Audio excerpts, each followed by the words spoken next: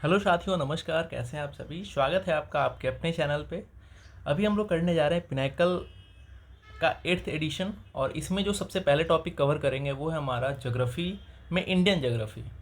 तो आइए सेशन को शुरू करते हैं। सबसे निवेदन होगा कि आप अंतिम तक सेशन में बने रहेंगे। सेशन में हम लोग क्वेश्चन तो करेंगे ही करेंगे, साथ में कुछ एक्स्ट्रा फैक्ट भी आपको बताऊंगा जो आपके आने वाले एग्जाम में आ सकते हैं। तो चलिए शुरू करते हैं। आज जो भी क्वेश्चन करने वाले हैं साथियों, ये आपके भारत के पड़ोसी देश से रिलेटेड क्वेश्चन होंगे। तो चलिए शुरू करते हैं। सबसे पहला क्वेश्चन जो आज का होने वाला है, इस सेशन का होने वाला है, वो है क्वेश्चन नंबर 106। क्वेश्चन नंबर 106 क्या पूछ रहा है क्वेश्चन? क्वेश्चन पूछ रहा है आपसे कि which of the following is in geographical proximity to Sri Lanka. Sri Lanka एक कंट्री है। चार ऑप्शन आपके दिए गए हैं और चार ऑप्शन में तीन स्थान मेंशन है। कौन कौन है? सबसे पहला है साथियों करैकाल, सेकंड है करैकाल एंड यनम, थर्ड है माहे, फोर्थ है यनम। अगर आप ध्यान से देखो तो चार ऑप्शन तो हैं, लेकिन चार ऑप्शन में इफेक्टिव तौर से तीन जगह मेंशन है। सबसे पहला है करैकाल, सेकंड है यनम, थर्ड है माहे। तो आपसे पूछा जा रहा है कि ये जो तीन स्थान है, इसमें से कौन सा स्थान जो है सबसे ज़्यादा नज़दीक है श्रीलंका के। तो क्वेश्चन तो समझ में आ गया। अब मैं आपको लेके चलता हूँ मैप पे। सबसे पहले बता दूं, ये जो तीन स्थान मैंने अभी आपको बताया, जो आपके ऑप्शन में गिवन थे, करैकाल, माहे और यनम, ये तीनों साथियों पुदुचेरी का एक जिला है। तीनों अलग अलग जिले हैं पुदुचेरी के। अगर मैप में देखें तो ये जो स्थान दिख रहा है आपको, ये आपका है माहे। ये पुदुचेरी का एक जिला है, अरब सागर में ये है, अवस्थित है। दूसरी बात करें यनम की, तो यनम जो है बंगाल की खाड़ी में अवस्थित है और ये भी पुदुचेरी का एक जिला है। तीसरा बात करें साथियों, तो जो पाक जलडमरू मध्य है, पाक स्टेट है, वहीं पे आपका करैकाल है। इसके ऊपर में करैकाल है, ये भी पुदुचेरी का एक जिला है। तो तीनों जो स्थान आपके ऑप्शन में गिवन थे, तीनों आप देख पा रहे होगे, माहे, करैकाल और यनम, तीनों। अब सवाल आपसे क्या पूछा गया कि श्रीलंका के सबसे नज़दीक कौन है। अब आपके दिमाग में बैठा है कि श्रीलंका कहाँ है? जस्ट इंडिया के नीचे, यानी जो पाक स्टेट है उसके जस्ट नीचे श्रीलंका है, यानी यहाँ पे इस स्थान पे हमारा श्रीलंका है। तो श्रीलंका से सबसे प्रॉक्सिमिटी की बात करें, निकटता की बात करें, तो सबसे निकट जो है साथियों वो हमारा करैकाल है। तो हमारा इसका सही आंसर क्या हो जाएगा? ये जो क्वेश्चन नंबर 106 था, इसका सही आंसर हो जाएगा करैकाल। ठीक है। अब देखिए, ये जो भी सॉल्यूशन है आपका, इसके साथ ये देखिए सॉल्यूशन, ये आपको सब टेलीग्राम पे मिल जाएंगे। आप इसको पढ़ोगे, इसमें और भी एक्स्ट्रा फैक्ट लिखा हुआ है। चलिए आगे बढ़ते हैं। क्वेश्चन नंबर 107 देखते हैं। क्वेश्चन नंबर 107 है साथियों, विच of the following pairs do not share any borders. देखिए चार ऑप्शन में चार पेयर दिए गए हैं और आपसे सीधा सीधा सवाल आपसे पूछा है कि चार पेयर जो है, इसमें से कौन कौन पेयर है जो बॉर्डर ही साझा नहीं करता है, बॉर्डर शेयर नहीं करता है। पहला ऑप्शन क्या है? पहला ऑप्शन है साथियों भूटान और अरुणाचल प्रदेश, दूसरा है भूटान और मेघालय, थर्ड है भूटान और वेस्ट बंगाल, फोर्थ है भूटान और असम। तो सबसे पहले तो ये इस क्वेश्चन का आंसर देने के लिए आपको पता होना चाहिए कि मैप में ये जो भी स्थान दिए गए कहाँ कहाँ पे हैं। तो चलिए आपको मैप पे लेके चलते हैं। देखिए सबसे पहले दिखाएं, ये है आपका भूटान, ये है साथियों भूटान, ये जो दिख रहा है आपको ये है भूटान। अगर बात करें कि भूटान से कौन कौन, भारत के कौन कौन से राज्य भूटान के साथ सीमाएं बनाते हैं, तो साथियों चार राज्य हैं, आपको याद रखना है। चार राज्य जो हैं वो भूटान से सीमा बनाते हैं। सबसे पहला क्या है? अरुणाचल प्रदेश, दूसरा क्या है साथियों? असम, तीसरा है पश्चिम बंगाल, वेस्ट बंगाल और चौथा है सिक्किम। ये चार राज्य ही भूटान के साथ सीमा बनाते हैं, ये आपको ध्यान रखना है। ठीक है। अब देखिए, आप ऑप्शन की तरफ अगर ऑप्शन को देखें तो ऑप्शन में था एक भूटान और अरुणाचल प्रदेश, जो कि बिल्कुल सही है। ठीक है। दूसरा ऑप्शन था भूटान और असम, ये भी सही है, भूटान और असम भी सीमा साझा करता है। एक ऑप्शन था भूटान और पश्चिम बंगाल, ये भी ऑप्शन सही है क्योंकि भूटान और पश्चिम बंगाल भी सीमा साझा करता है। ठीक है। कौन सा ऑप्शन बच रहा है? तो देखिए भूटान और अरुणाचल प्रदेश तो है, भूटान वेस्ट बंगाल तो है, भूटान असम तो है, लेकिन साथियों भूटान और मेघालय हमें कहीं नहीं दिखा, क्योंकि मेघालय जो है भूटान का कोई पड़ोसी राज्य नहीं है, भूटान देश का जो भारतीय पड़ोसी राज्य है वो नहीं है। तो यानी भूटान और मेघालय यहाँ पे इनकरेक्ट ऑप्शन था, यही हमारा सही आंसर होगा। क्लियर है? ये सारा पीडीएफ आपको टेलीग्राम पे मिल जाएगा, आप टेलीग्राम को जरूर ज्वाइन करेंगे। चलिए अगला क्वेश्चन देखते हैं, क्वेश्चन नंबर 108।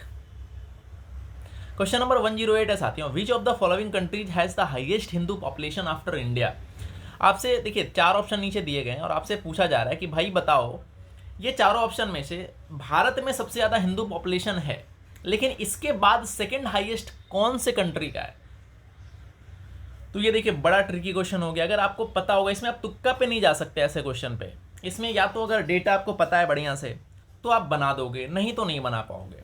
ठीक है, तो अगर मैं इसके पूरे डेटा पे लेके चलूँ आपको, तो जो सबसे हाईएस्ट पॉपुलेशन है हिंदू का वो है साथियों इंडिया में। इंडिया जो है रैंक 1 पे है। यहाँ पे 1.1 बिलियन से भी ज़्यादा आबादी हिंदू की है।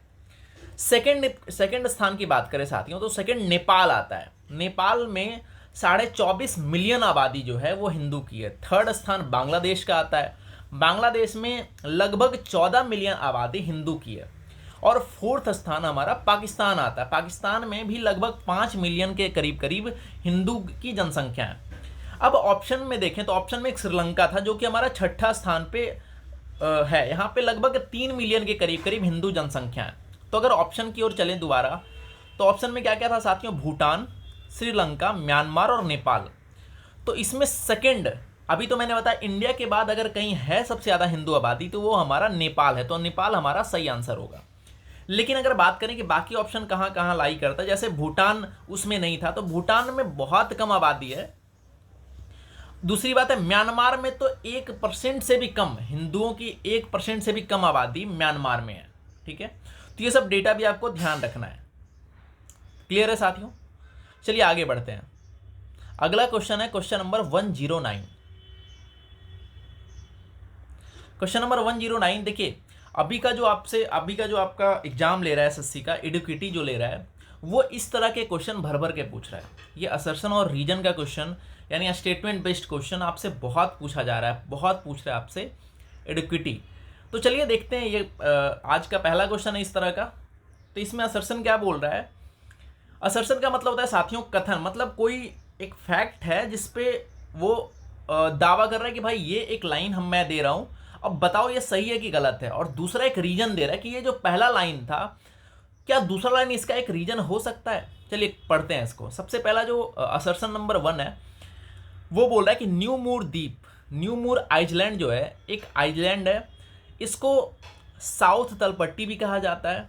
ये क्या बांग्लादेश के सबसे निकट है। ये एक लाइन इन्होंने डाल दिया यहाँ पे कि भाई एक लाइन है कि एक द्वीप है जिसका नाम है न्यू मूर, ये बांग्लादेश के सबसे निकट है। और इसका रीजन आपका दिया गया है कि यह बंगाल की खाड़ी में भारत और बांग्लादेश की समुद्री सीमा जो आपका मैरीटाइम बाउंड्री है उसके बीचों बीच में है। इंडिया और बांग्लादेश के मैरीटाइम बाउंड्री के बीचों बीच में। अब देखिए, सबसे पहले आपको मैप पे लेके चलते हैं कि न्यू मूर द्वीप है कहाँ पे। इसका आंसर आप खुद दे दोगे। ज्योग्राफी में मैप आपका क्लियर होना बहुत ज़रूरी है। सबसे पहले आपको लेके चलते हैं न्यू मूर द्वीप है कहाँ पे। तो साथियों आपको फोटो में दिख रहा होगा, ये आपका हो गया इंडिया, देखिए ये आपका इंडिया, ये आपका हो गया बांग्लादेश, और ये बीच में जो आपको दिख रहा है लाइन, ये आपका मैरीटाइम बाउंड्री, समुद्री सीमा है। और यहाँ पे आप अब अगर ध्यान से देखो तो यहाँ पे ये जो पोर्शन है ये आपका साउथ तलपट्टी, इसी द्वीप के बारे में बात हो रही थी। ठीक है, तो अगर बाउंड्री देखा जाए साथियों तो बाउंड्री के इस तरफ लाई करता है ये द्वीप, यानी ये बांग्लादेश के नज़दीक तो है। ठीक है, तो यानी हमारा असर्शन नंबर 1 जो था वो तो सही हो गया।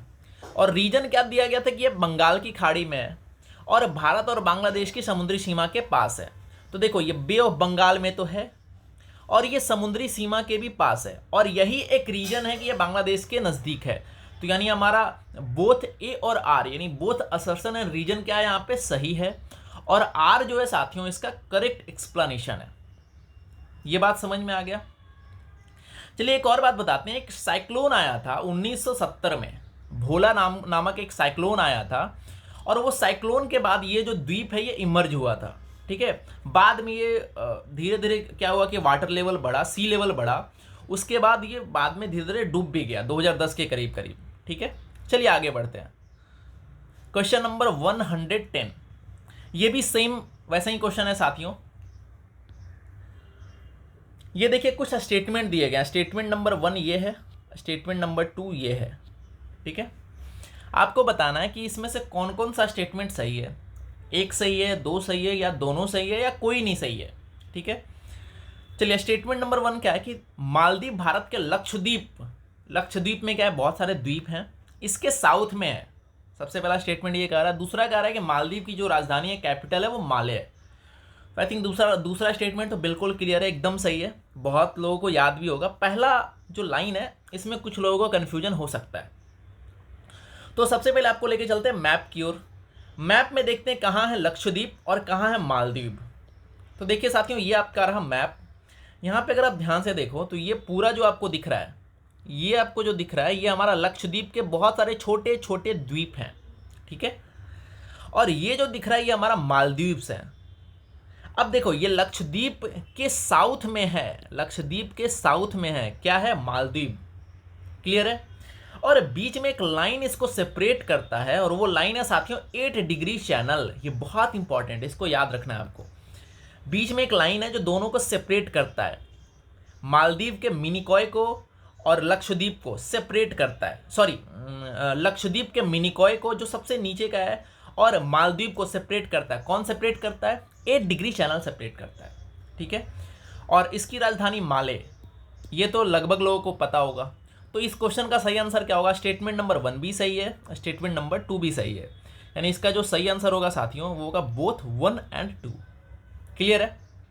चलिए आगे बढ़ते हैं। ये जो भी आपको सॉल्यूशन में दिखा रहा हूँ सबका पीडीएफ, क्योंकि क्या है कि ऐसे मैप से अगर हम इसका सॉल्यूशन करते हैं ना तो लंबे समय तक हमारे दिमाग में याद रहता है। तो सिर्फ क्वेश्चन नहीं करना है प्रीवियस ईयर, उसको समझना भी है, क्योंकि अगर एसएससी ने कोई टॉपिक से एक बार पूछा है तो बहुत हाई चांसेस हैं कि आगे भी सेम टॉपिक से से बहुत सारे क्वेश्चंस बन सकते हैं और पूछे जा सकते हैं। चलिए अगला क्वेश्चन है साथियों, क्वेश्चन नंबर 111। इसमें क्या बोला जा रहा है? इसमें आपसे पूछा जा रहा है साथियों कि भारत के सीमा रेखा, भारत के जो बाउंड्री हैं उससे रिलेटेड कुछ आपके स्टेटमेंट दिए गए हैं। कौन कौन सा है स्टेटमेंट? स्टेटमेंट नंबर 1 है साथियों कि मैकमोहन रेखा, मैकमोहन लाइन जो है इंडिया और चाइना के बीच की बाउंड्री है। स्टेटमेंट नंबर 2 है कि रेड क्लिफ लाइन जो है वो इंडिया और पाकिस्तान के बीच लाइन बनाती है। थर्ड नंबर जो है कि ड्यूरेंट लाइन जो है वो पाकिस्तान और अफगानिस्तान को अलग करती है। देखिए ये तीनों स्टेटमेंट जो थे ये भारत के जो अलग अलग बाउंड्री हैं उससे रिलेटेड ये थे। ठीक है, तो ये बहुत ज़रूरी होने वाला ये क्वेश्चन, इसमें बहुत सारा एक्स्ट्रा फैक्ट भी बताने वाला हूँ, ध्यान से सुनिएगा। सबसे पहले आपको लेके चलता हूँ तीनों कहाँ कहाँ पे लाई करता है। तीन जो बाउंड्री अभी आपके क्वेश्चन में दिए गए थे ये है कहाँ पे? तो साथियों सबसे पहले बात करें अगर हम ड्यूरेंट लाइन की, तो ये रहा आपका ड्यूरेंट लाइन। ये पूरा जो आपको दिख रहा है ये आपका ड्यूरेंट लाइन, ये अफगानिस्तान और पाकिस्तान को अलग करता है। ये जो स्टेटमेंट था ये बिल्कुल सही है, आपको दिख रहा होगा ये अफगानिस्तान है, ये पाकिस्तान है। ठीक है, एक और बात बताऊं तो ये ड्यूरेंट लाइन का 106 किलोमीटर का जो पोर्शन है वो इंडिया से भी ये साझा करता है। 106 किलोमीटर का जो पूरा एरिया है, 106 किलोमीटर का जो बाउंड्री है वो अफगानिस्तान और इंडिया भी आपस में शेयर करते हैं। लेकिन क्या है अभी कि पाकिस्तान ने ये वाला एरिया अवैध रूप से कब्जा रखा है, तो ये जो ड्यूरेंट लाइन भी अभी पाकिस्तान के कब्जे में, लेकिन आई होप बहुत जल्द वो इंडिया के कब्जे में आ जाएगा। ठीक है, चलिए आगे बात करें रेड क्लिफ की। देखिए ड्यूरेंट लाइन को 1893 में, ये याद रखना है आपको, ड्यूरेंट लाइन को 1893 में पाकिस्तान और अफगानिस्तान के बीच में खींचा गया था। ठीक है, अगर इसके बाद आगे चलें रेड क्लिफ लाइन की बात करें साथियों, तो रेड क्लिफ लाइन जो है भारत और पाकिस्तान के बीच में खींचा गया था। कब खींचा गया था? तो जब दोनों पाकिस्तान और इंडिया आपस में लड़ रहे थे भाई, जब एकदम बंटवारा हो रहा था, तो आपको ये नाम याद रखना है, सर सिरिल रेडक्लिफ। ये एक महाशय आते हैं और बोलते हैं भाई साहब पाकिस्तान और इंडिया तुम लोग लड़ो मत, मैं करता हूँ बंटवारा। ठीक है, तो इन्होंने क्या किया, बहुत ही बेवकूफ़ तरीके से, बेवकूफ़ी आप इसको बोल दो, मतलब इतना बेतुका इन्होंने बंटवारा किया कि जिसके कारण बाद में बहुत सारे दिक्कत हुई और आज भी दिक्कत हो रहे हैं। लेकिन अब उस टाइम अंग्रेजों का शासन था, वो अब उन्होंने जो बोला उनको मानना ही मानना था। तो ये जो सर सिरिल रेडक्लिफ, या सिरिल रेडक्लिफ बोलो, सर तो लगाओ ही मत, ये जो रेडक्लिफ भाई साहब थे इन्होंने क्या किया, पाकिस्तान को 2 हिस्से में बांटा। ये पूरा आपका पहले इंडिया था, ये पूरा आपका इंडिया था। ठीक है। अब इन्होंने क्या किया कि भारत और पाकिस्तान के बंटवारे के समय ये छोटा सा पोर्शन, ये जो इधर दिख रहा है बांग्लादेश का, इसको अलग से लाइन खींच दिया, और ये जो है पाकिस्तान का आपका यहाँ तक दिख रहा है, इसका एक अलग लाइन खींच दिया। बोला भाई ये देखो, ये भी पाकिस्तान है, ये भी पाकिस्तान है। और इन्होंने ऐसा जानबूझकर किया कि भाई दो अलग अलग रीजन में होगा तो ये लोग आपस में लड़ेंगे और ये एरिया कभी भी शांत नहीं रहेगा। तो चलिए, ओवरऑल ये तो हिस्ट्री की बातें थी। आपको ध्यान ये रखना है कि भारत और पाकिस्तान के बीच में जो लाइन है, ये जो पूरा लाइन गया, ये यहाँ तक है, ये पूरा हमारा रेड क्लिफ लाइन है। इसके साथ साथ ये भी भारत और बांग्लादेश के बीच का भी जो लाइन है ना, इसको भी हम रेड क्लिफ लाइन बोलते हैं, ठीक है। तो ये भी क्वेश्चन बन सकता है कि रेड क्लिफ लाइन जो है वो इंडिया पाकिस्तान के बीच में भी है, साथ साथ इंडिया और बांग्लादेश के बीच में भी है, ठीक है। थर्ड आता है साथियों मैकमोहन लाइन। साथियों मैकमोहन लाइन को भारत और चाइना के बीच में खींचा गया था, और सच कहें तो उस टाइम पे चाइना नहीं, तिब्बत, देखिए चाइना ये इधर है और तिब्बत यहाँ पे है, लेकिन चाइना ने क्या किया कि तिब्बत पे भी उन्होंने अपना अधिकार बना लिया, कब्जा कर लिया। तो और चाइना का ये पूरा रीजन ये अपना चाइना बोलने लगा कि भाई ये भी हमारा चाइना है। तो भारत और चाइना के बीच में, भारत को ये डर था कि भाई चाइना ने जिस तरीके से तिब्बत को कब्जाया है, कहीं भारत के भी कुछ एरिया को कब्जा ना ले। इसके लिए 1914 में 1914 को एक लाइन खींची जाती है भारत और चाइना के बीच में, जिसका नाम पड़ा मैकमोहन लाइन। मैकमोहन भाई साहब जो थे, उन्होंने एक लाइन को खींचा इसके बीच में। अब ये लाइन 3 पोर्शन में डिवाइड है। ये जो सबसे हो गया, ये यहां से अरुणाचल प्रदेश से जो गया, ये पूरा लाइन जो है ये हमारा हो गया आपका पूर्वी वाला पोर्शन। देखिए ये जो मैकमोहन लाइन है ये 3 भाग में डिवाइड है। ये आपका पूर्वी वाला जो भाग था, यानी आप बोल सकते हो ईस्ट, 3 पोर्शन में जो ईस्ट हो गया ये आपका मिडिल पोर्शन हो गया, और ये आपका वेस्टर्न पोर्शन हो गया, ठीक है। तो ये हमारा अरुणाचल प्रदेश और चाइना के बीच में ये लाई करता है। बीच वाला जो पोर्शन हो गया साथियों, ये हमारा हिमाचल प्रदेश और उत्तराखंड के बीच में आता है, और अपर वाला पोर्शन जो हो गया वो हमारा जम्मू कश्मीर और लद्दाख के बीच में आता है। क्लियर है? तो ये पूरा हमारा हो गया मैकमोहन लाइन। तो ये 1914 में ये हो गया। लेकिन जब भारत को आज़ादी मिली और उसके बाद क्या हुआ, आज़ादी के बाद जब चाइना ने देखा कि भाई साहब भारत के पास पर्याप्त सेनाएं हैं नहीं, और भारत एकदम शांत बैठा हुआ है, एकदम निश्चिंत बैठा हुआ है कि भाई चाइना तो इस पर हमला करेगा नहीं, तो वो क्या करता है 1962 में ये आपका जम्मू एंड कश्मीर के लद्दाख के कुछ एरिया को वो कब्जा लेता है, और यहाँ पे एक लाइन डालना पड़ता है जिसको हम बोलते हैं LAC, line of actual control. Clear है? तो ये जो है आपको इसको एकदम बहुत बढ़िया से ध्यान रखना है कि मैकमोहन लाइन जो है साथियों इंडिया चाइना के बीच में, रेड क्लिफ लाइन जो है इंडिया पाकिस्तान या इंडिया बांग्लादेश के बीच में, ड्यूरन लाइन जो है पाकिस्तान और अफगानिस्तान के बीच में भी है, ठीक है। चलिए आगे बढ़ते हैं, अगले क्वेश्चन की ओर बढ़ते हैं। अगला क्वेश्चन है साथियों क्वेश्चन नंबर 112। इस क्वेश्चन में बात हो रही है साथियों, which trek in Bhutan is considered to be the crown jewel of Bhutanese trekking. देखिए भूटान एकदम शांति प्रिय देश है, वहाँ पे पहाड़ और नेचर के बीच में वो पूरा कंट्री बसा हुआ है। तो साथियों वहाँ पे बहुत सारे लोग ट्रैकिंग पे भी जाते हैं, जैसे आप लोग जाते होंगे ना नॉर्मल छोटे छोटे पहाड़ पे कि भाई साहब आज ट्रैकिंग पे जा रहे हैं हम लोग। वहाँ पे एक ऐसा ट्रैक है जो लगभग 26 to 27 डे में पूरा होता है। आप सोचो कितना बड़ा ट्रैक होगा, 26 से 27 डे में पूरा होता है। और इसी को कहते हैं, ये जो पूरा रास्ता है इसको हम बोलते हैं क्राउन ज्वेल, ठीक है। अब किसको कहते हैं, तो ये साथियों इसका आंसर है आपका स्नोमैन ट्रैक। स्नोमैन ट्रैक जो है साथियों ये इतना लंबा ट्रैक है कि अगर आप करना चाहो भूटान जब आप जाओगे, अभी मैं आपको इसका फोटो भी दिखाऊंगा, लगभग 26 से 27 दिन में ये पूरा होता है। तो देखिए ये आपका स्नोमैन ट्रैक, और ये देखिए इसको क्यों बोला जाता है मतलब क्राउन ऑफ ज्वेल क्यों बोला जाता है, क्योंकि वो इस तरीके का आपका शेप बनाता है, और इसके बीच में जो मेन जो गांव आता है, एक तो लाया गांव आता है, ये मैं एक्स्ट्रा इन्फॉर्मेशन के लिए बता रहा हूँ, एक लाया विलेज आता है बीच में, ठीक है, पारो आता है, लुनाना रीजन आता है। ये आप देखो तो ये जो रास्ता है ना पूरा, ये एक तरीके का ज्वेल के फॉर्म में, ज्वेलरी के फॉर्म में बनाता है, इसलिए इसको क्राउन ऑफ ज्वेल बोला जाता है। भूटान का जितना भी ट्रैक है, अलग अलग जो ट्रैकिंग पे जाते हैं उसमें से जो सबसे खास है, देखिए ड्यूरेशन भी आपका 25 से 30 दिन, लगभग 26 से 27 दिन के करीब करीब में ये पूरा हो जाता है, इसीलिए इतना लंबा टाइम भी लगता है। और इसका शेप के कारण इसको हम crown jewel of Bhutanese trekking कहते हैं। ठीक है साथियों, कभी मौका मिले तो ज़रूर जाइए, एक बहुत अच्छा शानदार अनुभव होने वाला है वहाँ पे। चलिए आगे बढ़ते हैं, अगला क्वेश्चन होने वाला क्वेश्चन नंबर 113। देखिए अभी बात कर रहे थे हम लोग भारत चीन सीमा के बारे में, और उसी से रिलेटेड फिर से एक क्वेश्चन आपके सामने आ चुका है। इसमें क्या बोला गया, consider the following statements regarding the Sino Indian border. India China का जो बॉर्डर है, स्टेटमेंट नंबर 1 ये है कि the LAC the line of actual control is divided into 3 sector, western, central and eastern. अभी इसके बारे में मैंने आपको बताया। स्टेटमेंट नंबर 2 बोल रहा है कि the eastern sector of the LAC lies across Himachal Pradesh and Uttarakhand state.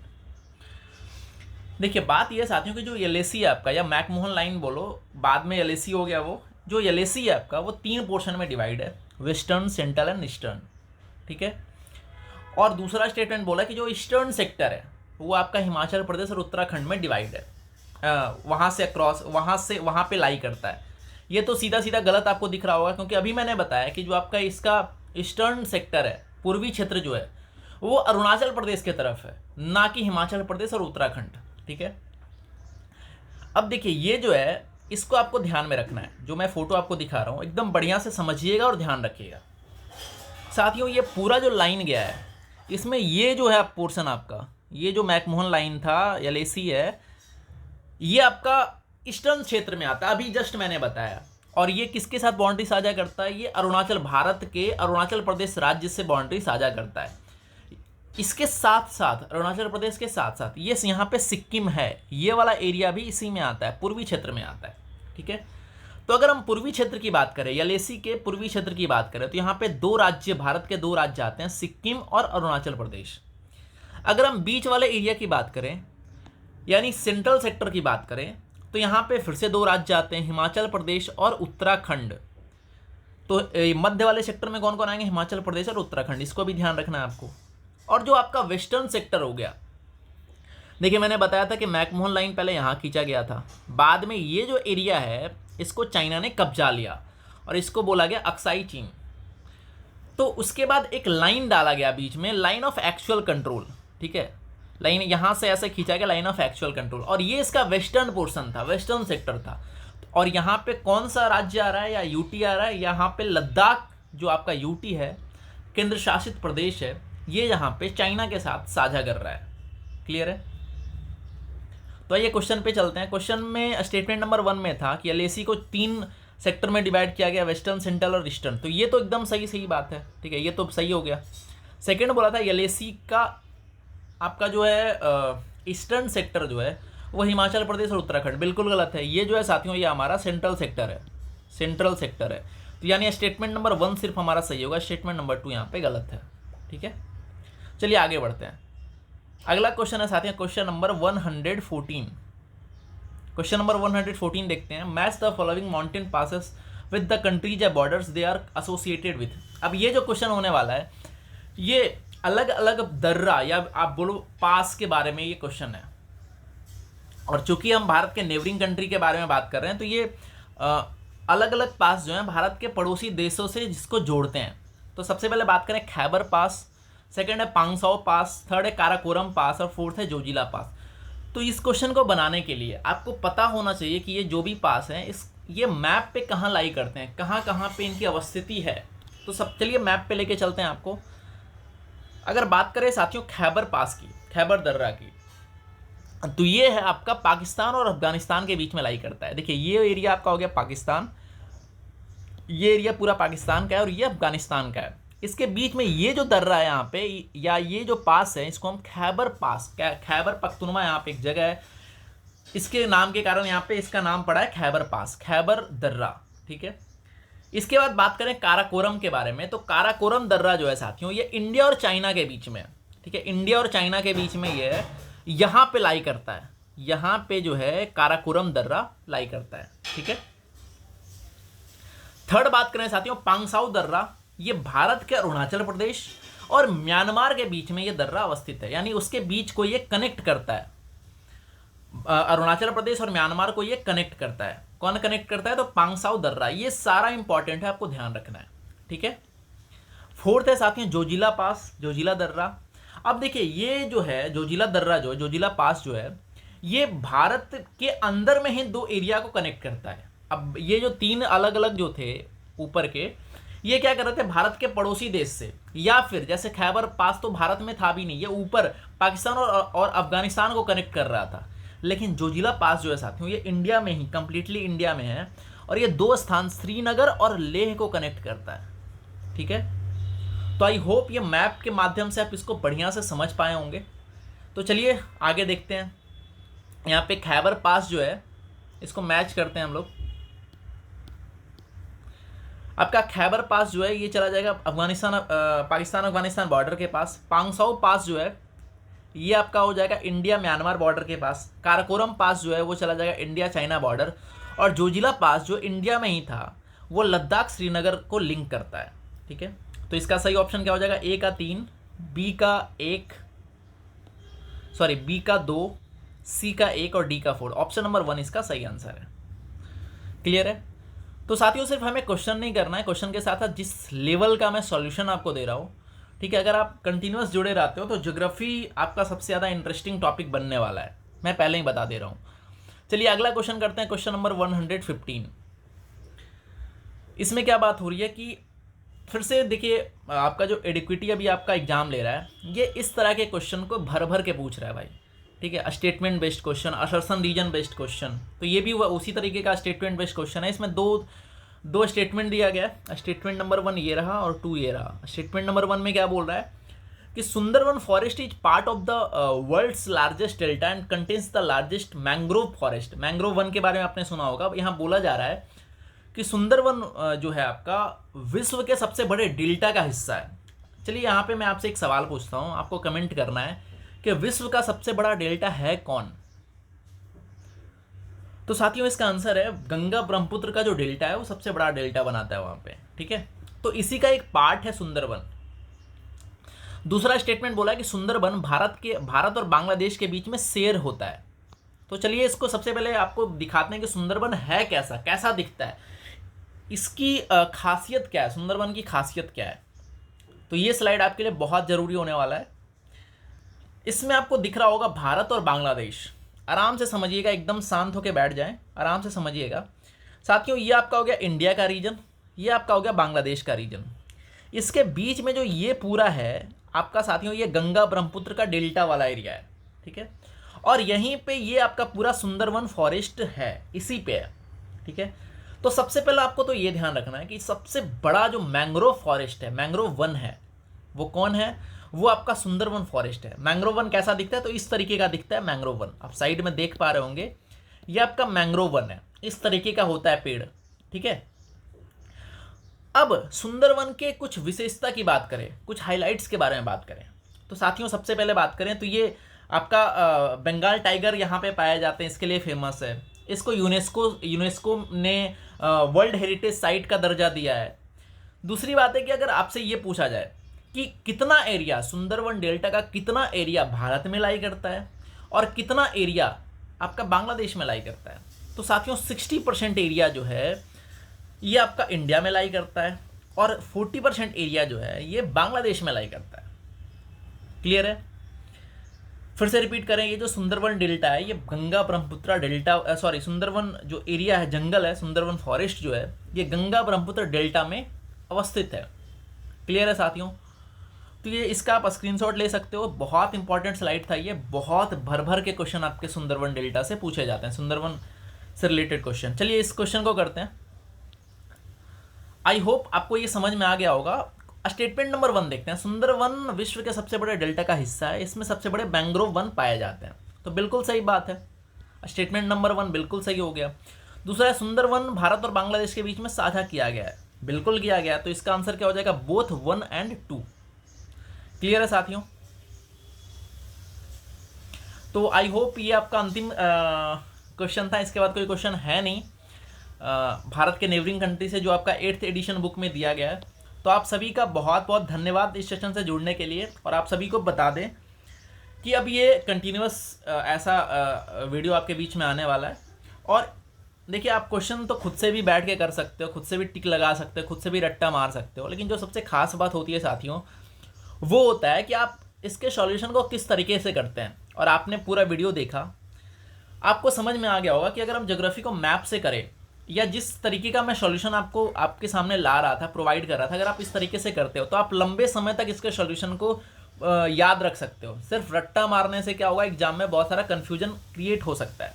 ठीक है, तो आप सभी से निवेदन होगा कि आप इसके नेक्स्ट पार्ट को भी जरूर देखेंगे। आप हमारे चैनल से जुड़े रहें, बहुत बहुत धन्यवाद। ये सभी पूरे स्लाइड का PDF आपको टेलीग्राम पे मिल जाएगा। तब तक के लिए अपना ख्याल रखें। Thank you. जय हिंद।